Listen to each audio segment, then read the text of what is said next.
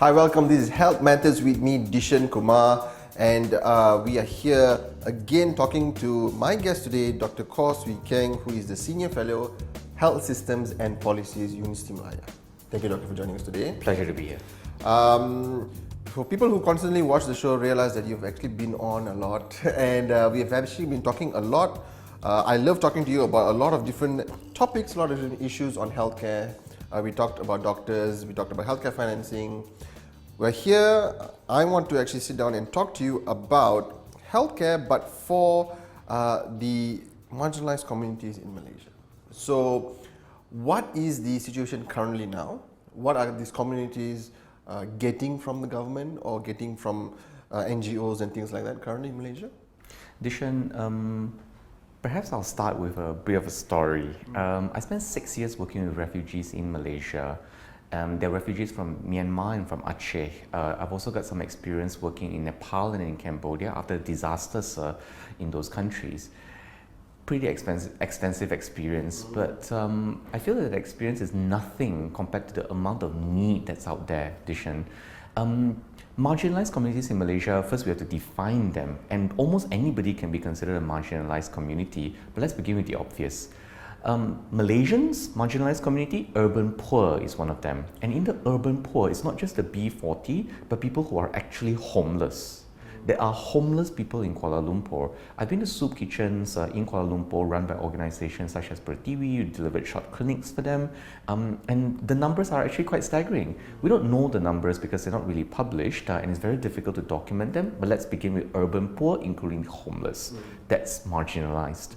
A second group of Malaysians who are marginalized would be the Orang Aslis.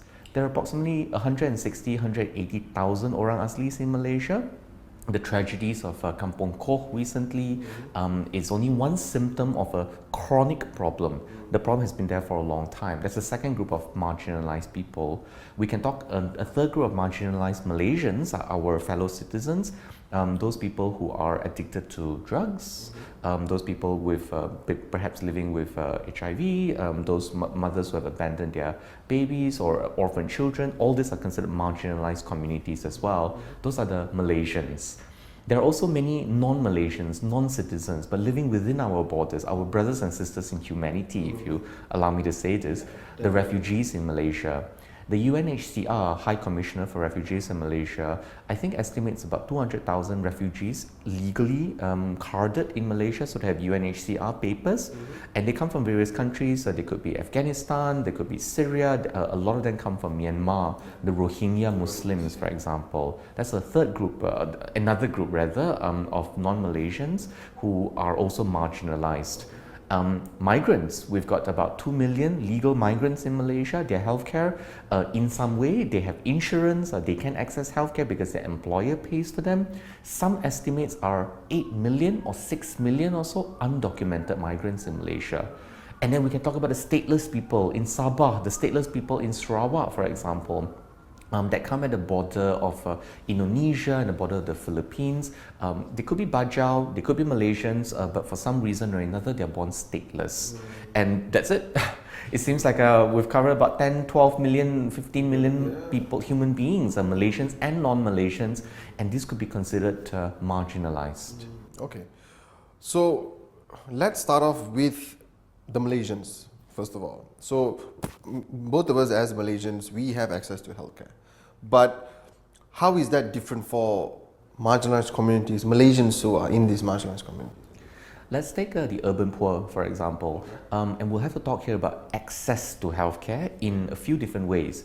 Because it's not just physical access that we're talking about, it is financial access, it is cultural access, psychological access, emotional access, and so on.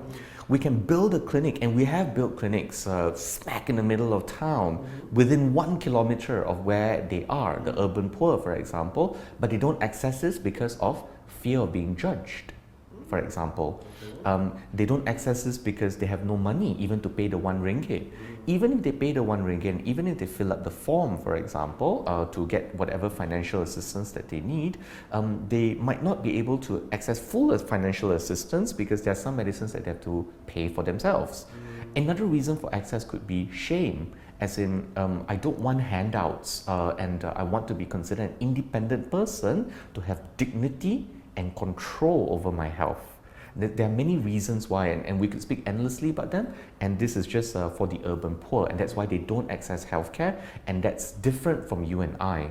Let's take another group of Malaysians, the Orang Aslis. Dishen, you and I grew up perhaps in a city where 71% of Malaysians live in a city. But the Orang Aslis are very different. They live in a world where traditionally they are gatherers. They're nomadic. They move from one place of the forest to another, and it's a beautiful existence. And we can't say that our urban existence of traffic jams and pollution is better than their existence as well. So I don't make that moral judgment at all. It's just different from us. We don't. We as in the government of Malaysia and Malaysia in general, we haven't respected the wants and the desires of the Orang Asli community.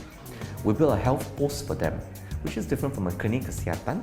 We build it, but it doesn't come with electricity. We build a toilet, but it doesn't come with running water. We build a nice apartment building for them, but they're happier living in the forest and in the jungles as their personal choice. So the experience of the Orang Asli is very different from your experience and mine, because we've given them what we think is the best thing for them, which isn't necessarily what they want. And this is just two examples.